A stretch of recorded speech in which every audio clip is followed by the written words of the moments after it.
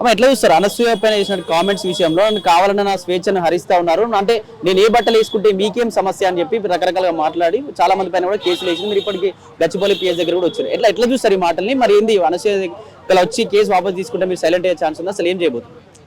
అనసూయ వచ్చి case sorry చెప్పి ఈ ఆడవాళ్ళ మీద కేసు పెట్టింది కాబట్టి కేసు వెనకకు వాపస్ తీసుకుంటేనే మంచిగా ఉంటుంది, లేకపోతే మాత్రం మేము ఎంత లెక్క అయినా సిద్ధంగా ఉంటాం.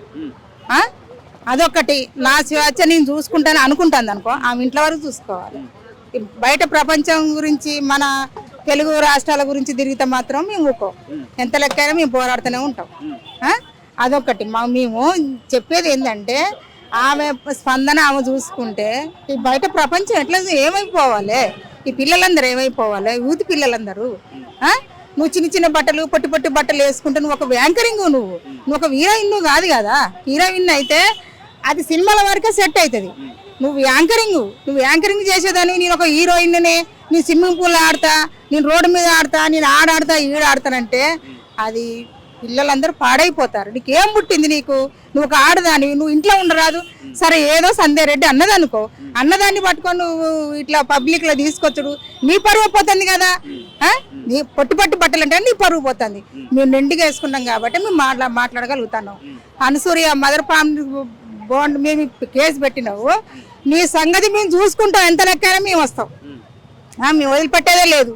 నువ్వు సారీ చెప్పి నువ్వు కేసు వెనక తీసుకుంటానో మర్యాద, లేకపోతే మాత్రం లేదు, మీ ఎంత లెక్కనే వెళ్తాం. అంటే ఏం చెప్తా ఉందంటే నా డబ్బులతో నా కష్టార్జితంతో బట్టలు కొనుక్కొని వేసుకుంటున్నా, మీకేం సమస్య అంటే భోజనం పెట్టు మంచి అంటారు, ఒక అనాథ పిల్లలకు బట్టలు కొని మంచి అంటారు, ఒక పెద్ద మనిషిని చాదు మంచి అంటారు, లేకపోతే ఒక 4 బిల్డింగులు కట్టుకో మంచి అంటారు.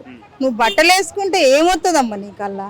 నీకు వచ్చేది ఏమన్నా ఉన్నదా? నీకు నిన్ను చూసి వీడినవే ఒకడు మంచినే ఒకడు చెడానే, నీకు అలా ఏమొచ్చింది నీకు అసలుకి? నువ్వు ఒక ఆడపిల్లవు, నీ కొడుకులు నీ కొడుకే నిన్ను చెయ్యి అన్నాడు, అది నువ్వు గమనించుకోవా? నువ్వు నీ కొడుకు అన్నాడు కదా, దాన్ని బట్టి అమ్మ నువ్వు బట్టలు వేసుకోవద్దు అన్నాడు. అన్నప్పుడు నువ్వు ఊకాలి కదా. నువ్వు వేసుకొని నువ్వు సోషల్ మీడియాలో పెట్టుడేంది, అందరు చూసుడు నవ్వుడు చేసుడు ఇదంతేంది? కాబట్టి నిన్ను శివాజీ అన్న నిన్ను ఒక్కదాన్ని అనలే, ప్రపంచం మీద దేశం మీద తెలంగాణ మీదనే శివాజీ అన్న అన్నాడు. నువ్వెందుకు ముందుకు వచ్చినావు? నీకేం దురద వచ్చింది? నీకేం వచ్చింది చెప్పు? నువ్వు వేసుకుంటున్నావు కాబట్టి వచ్చింది కదా.